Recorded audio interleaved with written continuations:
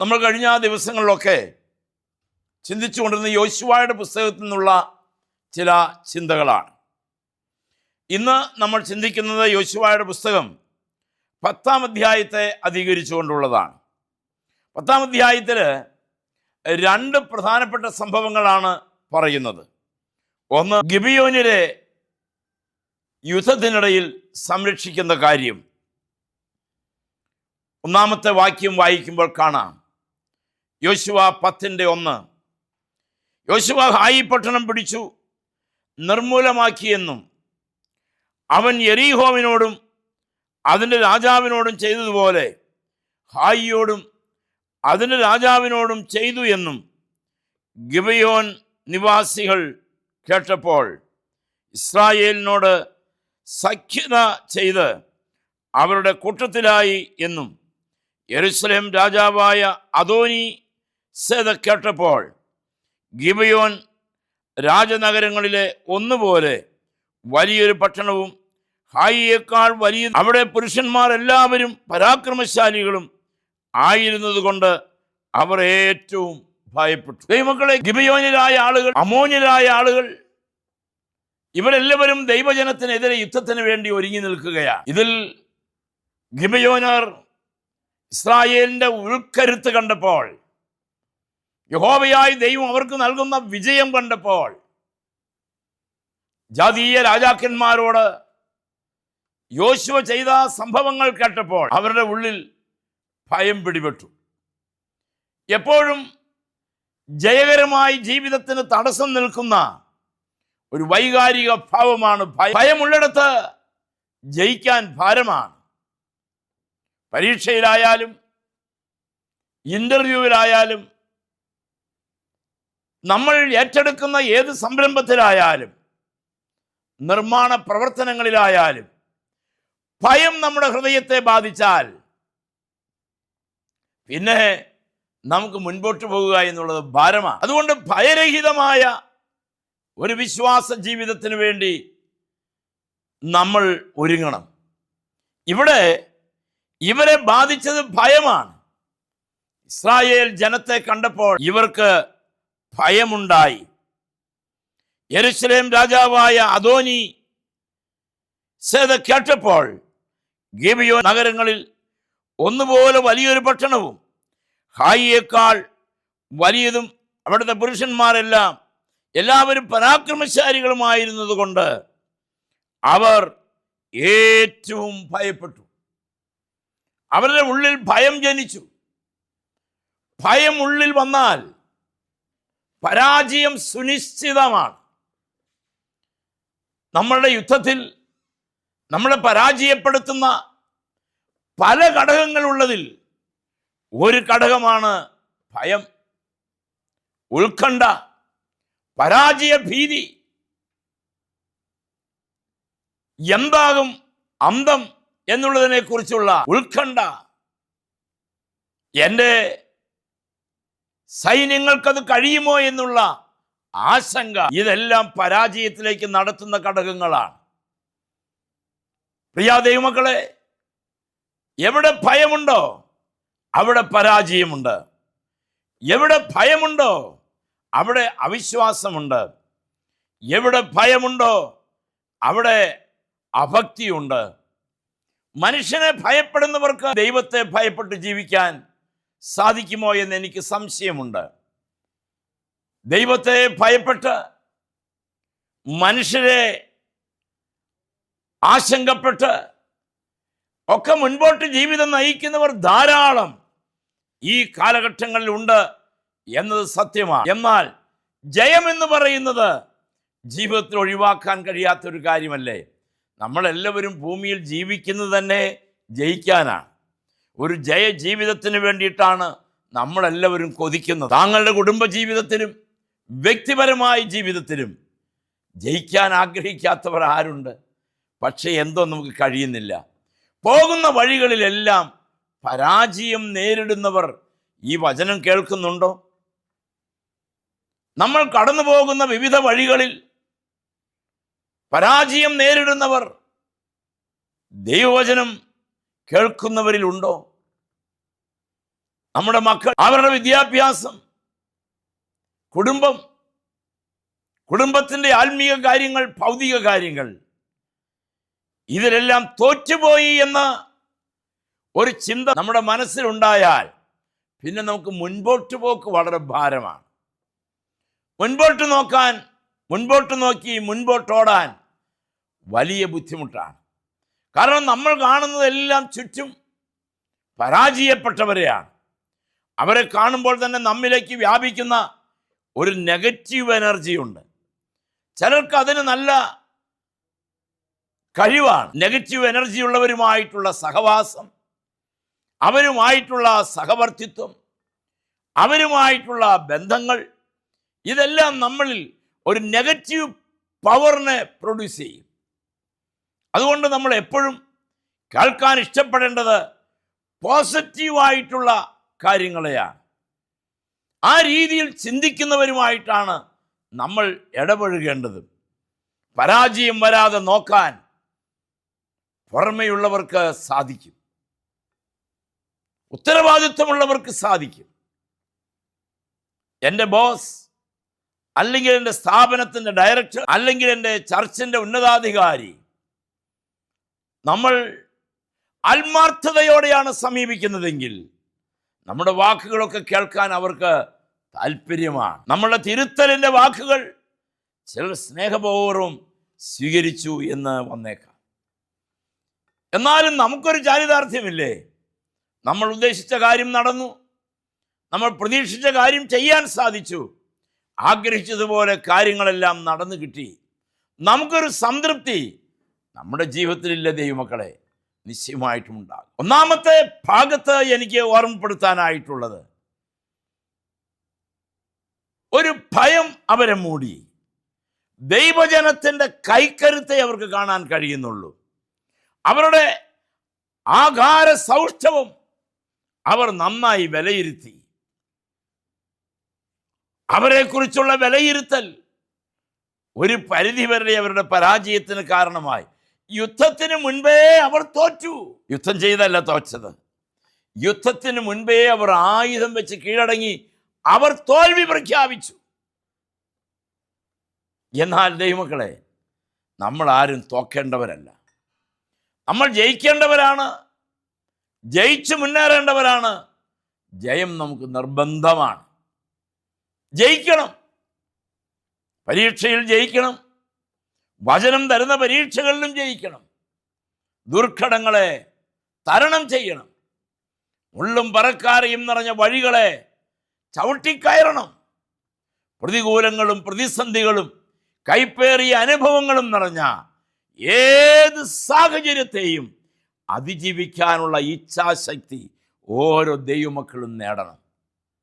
ഞാൻ ദൈവസ്നേഹത്തിൽ നിങ്ങളെ നിർബന്ധിക്കുകയാണ്, ദൈവസ്നേഹത്തിൽ പറയുകയാണ്, ഏത് പ്രതിസന്ധികളെയും അതിജീവിക്കാൻ ഒരു വാഗ്ദത്തവും ഒരു പ്രാർത്ഥനയും ഉണ്ടെങ്കിൽ സ്വാഭാവികമായി സംഭവിക്കും. അവർക്ക് എന്താണ് ഇവിടെ സംഭവിച്ചത്? അവർക്ക് എന്ത് സാഹചര്യമാണ് ഉണ്ടായത്? യുദ്ധത്തിന് മുൻപേ അവർ തോൽവി അംഗീകരിച്ചു. അങ്ങനെ ചെയ്യരുത്. പരാജയം അവസാന ശ്വാസം വരെയാണ്. വിജയത്തിൻ്റെ ടൈം എന്ന് പറയുന്നത് അവസാനത്തെ സെക്കൻഡാണ്. ഒരു സെക്കൻഡ് അടിച്ചപ്പോൾ ഗോൾ പിറന്നു വീണു. അവർ ലോക ചാമ്പ്യൻഷിപ്പിലേക്ക് കയറി. കാരണം എന്തേ? അത് ഗോൾ മുഖത്ത് ചെല്ലുമെന്ന് ചിന്തിച്ചില്ലോ എനിക്കറിയില്ല. പക്ഷേ അവർ വിശ്വസിച്ചു, ഈ പന്ത് ഗോൾ മുഖത്തെത്തിക്കും. ആ നിശ്ചയദാർഢ്യത്തിൻ്റെ മുമ്പിൽ എന്തിന് പന്തിന് പോലും പിടിച്ചു നിൽപ്പാൻ കഴിയാതെയായി. ദൈവമക്കളെ, നമ്മുടെ നിലനിൽപ്പിൻ്റെ ആധാരം എന്ന് പറയുന്നത് തന്നെ, ദൈവജനത്തിൻ്റെ വിജയത്തിൻ്റെ രഹസ്യം എന്ന് പറയുന്നത് തന്നെ കർത്താവായ യേശുക്രിസ്തുവിനാൽ പാപത്തിൽ നിന്ന് വേർപെട്ട് കഴിയുന്ന ഏതൊരു മനുഷ്യൻ്റെയും തീവ്രമായ സമർപ്പണമാണ് അതിന് നിദാനമായിട്ടുള്ളത്. അതാണ് അതിൻ്റെ കാരണം. നമ്മൾ ജയിക്കണം. നമ്മൾ ജയിക്കാനായി പുറപ്പെടണം. അതിന് കർത്താവ് എല്ലാ ഒത്താശയും ചെയ്തു തരും, എല്ലാവിധ സപ്പോർട്ടും അതിന് കർത്താവ് ചെയ്തു തരും. നാം 8-ാമത്തെ വാക്യം വായിക്കുമ്പോൾ, ഈ പ്രതിസന്ധിയുടെ മധ്യേ ദൈവം കൊടുത്ത വാഗ്ദത്തം വാങ്ങി കയ്യിൽ പിടിച്ചിട്ടാണ് സധൈര്യം മുൻപോട്ട് പോകുന്നത്. Price the Lord. ദൈവം നൽകിയ വാഗ്ദത്തം, ദൈവം കൊടുത്ത വാഗ്ദത്തം, തളർന്നിരിക്കുന്നവർക്ക് നരിയാണികളെ ഉറപ്പിക്കാൻ കഴിയുന്ന ഉന്നതമായ വാഗ്ദത്തം. 8-ാം വാക്യം നമുക്ക് വായിക്കാം. യഹോവ യോശുവയോട്, അവരെ ഭയപ്പെടരുത്, ഞാൻ അവരെ നിന്റെ കയ്യിൽ ഏൽപ്പിച്ചിരിക്കുന്നു, അവരിൽ ഒരുത്തനും നിന്റെ മുൻപിൽ നിൽക്കുകയില്ല എന്ന് അരുളി ചെയ്തു. ഒരു നീതിമാനും ഒരു ദുഷ്ടനും തമ്മിലുള്ള വ്യത്യാസം, ഒരു ഭക്തനും ഒരഭക്തനും തമ്മിലുള്ള വ്യത്യാസം, ഒരു അരോഗദൃഢഗാത്രനും ഒരു ദുർബലനും ആയിട്ടുള്ള രണ്ട് വ്യക്തിത്വങ്ങൾ. ഏതിൻ്റെ മുൻപിലും പതറാതെ മുൻപോട്ട് പോകാൻ സർവശക്തനായ ദൈവം നമുക്ക് തരുന്ന അവസരങ്ങൾ നിരവധിയാണ്. ദൈവമക്കളെ, നിരവധിയാണ്. അതിന് ധാരാളം സന്ദർഭങ്ങളെ കർത്താവ് നമ്മൾക്കായിട്ട് ഒരുക്കി തരുന്നുണ്ട്. നിങ്ങൾ ഓർക്കണം, നിങ്ങൾ ചിന്തിക്കണം, എന്താണ് എൻ്റെ കുടുംബത്തിനൊരു വളർച്ചയില്ലാത്തത്? എന്താണ് എൻ്റെ കുടുംബത്തിനൊരു ഉയർച്ചയില്ലാത്തത്?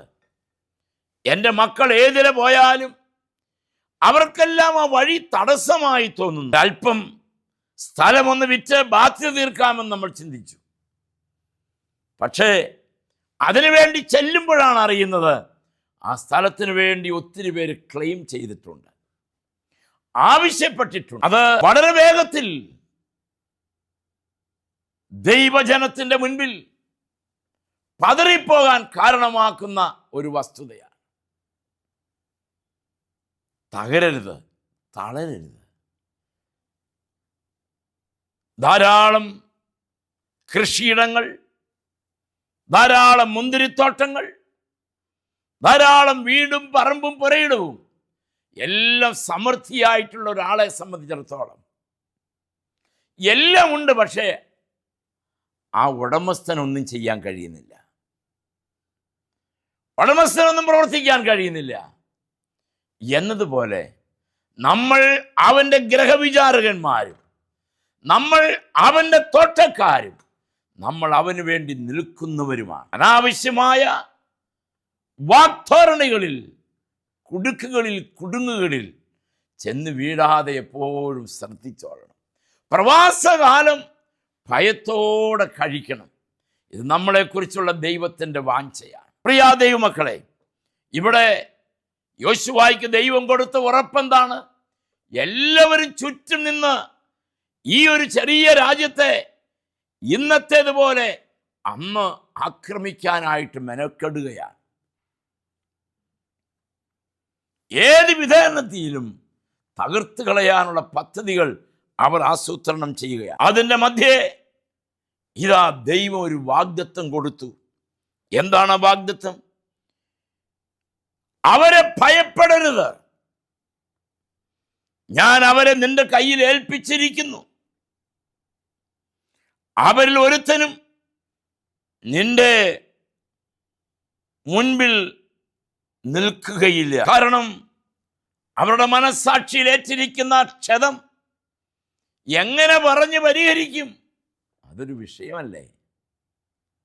പ്രിയരെ, ദൈവാത്മാവ് ഓർമ്മപ്പെടുത്തുന്നത്, എല്ലാ സങ്കടങ്ങളും എല്ലാ ഭാരങ്ങളും കർത്താവിൻ്റെ പാദപീഠത്തിൽ ഇറക്കി വെച്ചിട്ട് വളരെ മനോഹരമായി കൈപിടിച്ച് നടത്തുന്ന സർവശക്തൻ്റെ കരങ്ങളിൽ ഏൽപ്പിക്കുക എന്നതിനേക്കാൾ കുറവായി ഒന്നും പറയാനായിട്ടില്ല.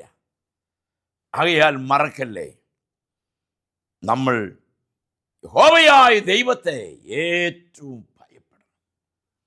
ദൈവത്തെ ഭയപ്പെട്ട് ജീവിക്കണം.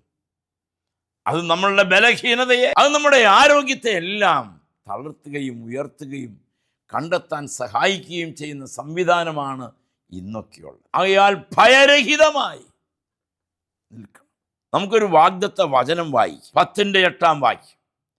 യഹോവ യോശുവയോട്, അവരെ ഭയപ്പെടരുത്, ഞാൻ അവരെ നിന്റെ കയ്യിൽ ഏൽപ്പിച്ചിരിക്കുന്നു, അവരിൽ ഒരുത്തനും നിന്റെ മുൻപിൽ നിൽക്കുകയില്ല.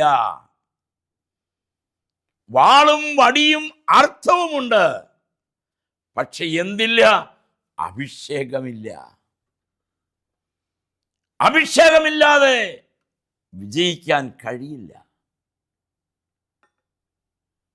അതിനാൽ ഇന്ന് ഈ വചനം കേൾക്കുമ്പോൾ ജീവിതത്തിൽ വ്യക്തമായൊരു സമർപ്പണമുണ്ടാകും. ഇരുളും വെളിച്ചവും തമ്മിൽ കൂട്ടിക്കെട്ടാനുള്ള തത്രപ്പാടിലാണ് ഇന്ന് പലരും. ഇരുളും വെളിച്ചവും തമ്മിൽ സന്ധിയിലേർപ്പെടുകയാണ് പലരും. അതിൽ നിന്ന് രക്ഷപ്പെടാൻ കഴിയാതെ പോകുകയാണ്. പോരാ, നമ്മൾ നമ്മുടെ ജീവിതയാത്രയിൽ എപ്പോഴും ഓർത്തോളണം, ആരെല്ലാം എന്തെല്ലാം വെല്ലുവിളികൾ ഉയർത്തി നമ്മളെ തടയുന്ന, നമ്മളെ നശിപ്പിക്കുന്ന കാര്യാദികളുമായി വന്നാലും തകരാതെ തളരാതെ നിൽക്കണം. ദൈവവചനത്തിന് വലിയ സ്വാധീനമാണ് നമ്മുടെ ജീവിതത്തിൽ. Price the Lord. വലിയ സ്വാധീനമാണ്. ആ ദൈവവചനത്തിൻ്റെ സ്വാധീനം നമ്മളെയൊക്കെ തേടി വന്നു, നമ്മളെ അന്വേഷിച്ചു വന്നു. ദൈവവചനം നമ്മെ അന്വേഷിച്ചു വന്നു എന്ന്. നമ്മൾ അത്ര പ്രഷ്യസ് ആണോ? നമ്മൾ അത്ര ഉന്നതനാണോ? നമ്മൾ അത്ര ശക്തരാണ്? ഇതൊന്നുമായിട്ടല്ലെങ്കിലും നമ്മുടെ വിശ്വാസ ജീവിതത്തിൽ പതറിപ്പോകാതെ നിൽക്കാൻ ദൈവത്തിൻ്റെ പരിശുദ്ധാത്മാവ് നമ്മെ നിർബന്ധിക്കുകയാണ്. Praise the Lord. 10-ാം അധ്യായത്തിൻ്റെ അവസാന ഭാഗത്തേക്ക് വരുമ്പോൾ ജാതീയ രാജാക്കന്മാരെ കൊന്നുമുടിച്ച് ഇസ്രായേൽ ജനം ജയിക്കുന്നത് നമുക്ക് കാണുവാനായിട്ട് സാധിക്കും. അമോന്യരും ഗിബയോന്യരും തമ്മിലുള്ള ഇസ്രായേലിൻ്റെ നിരന്തരമായ യുദ്ധം അവരെ തളർത്തുകയായിരുന്നില്ല, അവരെ കുറേയും കൂടി ഉന്മേഷവാന്മാരാക്കി, കുറേയും കൂടി ഉന്മാദമുള്ളവരാക്കി അവരെ മാറ്റി, കുറേയും കൂടി സജീവമായിട്ട് ദൈവം അവരെ ഉയർത്തി. ആ കഷ്ടപ്പാടുകളെല്ലാം കർത്താവിൻ്റെ നാമത്തിലാണെങ്കിൽ സമൃദ്ധിയായി പ്രതിഫലം ലഭിക്കും. ഇവിടെയും അതുപോലെ തന്നെ നമ്മളുടെ കഷ്ടപ്പാടുകൾക്കൊന്നും ഈ ലോകത്ത് പ്രതിഫലം കിട്ടിക്കൊള്ളണമെന്നില്ല. എന്നാൽ അവൻ നമ്മൾക്ക് വേണ്ടി ഒരുക്കിയിരിക്കുന്ന ഭവനത്തിലെ സകല അന്തേവാസികൾക്കും ഒരു ശബ്ദമായിരിക്കും, ഒരു വിഷയമായിരിക്കും, ഒരാരാധനയായിരിക്കും. അത് നമ്മൾക്കെല്ലാവർക്കും ഒഴിവാക്കാൻ കഴിയാത്തത്. വായിച്ച ഭാഗത്തേക്ക് നമ്മളൊന്ന് ചിന്തിച്ച് കണ്ണോടിച്ച് കടന്നു വന്നാൽ നമുക്ക് കാണാം അവരെത്രമാത്രം ആത്മീയ ജീവിതത്തിൽ നമ്മെ അരുങ്കൊല ചെയ്യാൻ തയ്യാറെടുത്തിരിക്കുന്നു എന്ന് നമുക്ക് ചില ഭാഗങ്ങളിലൂടെ കണ്ടെത്താനായിട്ട് സാധിക്കും. യോശുവയുടെ പുസ്തകം ദൈവത്തിൻ്റെ വാഗ്ദത്തങ്ങളാൽ നിറഞ്ഞതാണ്. 8-ാം വാക്യം നമ്മൾ വായിച്ചല്ലോ. യഹോവ യോശുവയോട്, അവരെ ഭയപ്പെടരുത്, ഞാൻ അവരെ നിന്റെ കയ്യിൽ ഏൽപ്പിച്ചിരിക്കുന്നു, അവരിൽ ഒരുത്തനും നിന്റെ മുൻപിൽ നിൽക്കുകയില്ല എന്ന് അരുളി ചെയ്തു. യോശുവ ഗിലെയാദിൽ നിന്ന് പുറപ്പെട്ട് രാത്രി മുഴുവൻ നടന്ന് പെട്ടെന്ന് അവരെ എതിർത്തു. യഹോവ അവരെ ഇസ്രായേലിന്റെ മുമ്പിൽ കുഴക്കി ഗിബെയോനിൽ വെച്ച് അവരെ കഠിനമായി തോൽപ്പിച്ചു. ദൈവം എന്ത് കൊടുത്തു? വാഗ്ദത്തം. ഭയപ്പെടേണ്ട. അവരെന്ത് ചെയ്തു? അവർ ഭയപ്പെട്ടില്ല. അവർ ശത്രു രാജ്യത്തെ കടന്നാക്രമിച്ചു. എല്ലാവരും സ്തബ്ധരായി, നിശബ്ദരായി. ഇസ്രായേൽ ജനത്തിൻ്റെ യുദ്ധതന്ത്രങ്ങൾ എല്ലാം വളരെ പ്രശസ്തിയാർജിച്ചതാണ്, വളരെ വിലയേറിയതാണ്. അവർക്ക് ചുറ്റും കിടക്കുന്ന ജനം അവരെ ഇഞ്ചിഞ്ചായി കീറി മുറിക്കാൻ തുടങ്ങുമ്പോൾ അന്നും യഹോവയായ ദൈവം അവർക്ക് തുണയായിരുന്നു, അവർക്ക് തുണയായിരുന്നു. പ്രിയ ദൈവമക്കളെ, നമ്മളും നമ്മുടെ വിശ്വാസ ജീവിതത്തിൽ ഓർക്കണം, കർത്താവിൻ്റെ വേലയെ ഓർക്കുന്നതിൻ്റെ കൂടെ നമ്മുടെ മിഷനെയും ഓർത്ത് പ്രാർത്ഥിക്കാനായിട്ട് ഒരുങ്ങണം. പണം കൊണ്ടല്ല ഈ വേല നടക്കുന്നത്, വിശ്വാസം കൊണ്ടാണ്.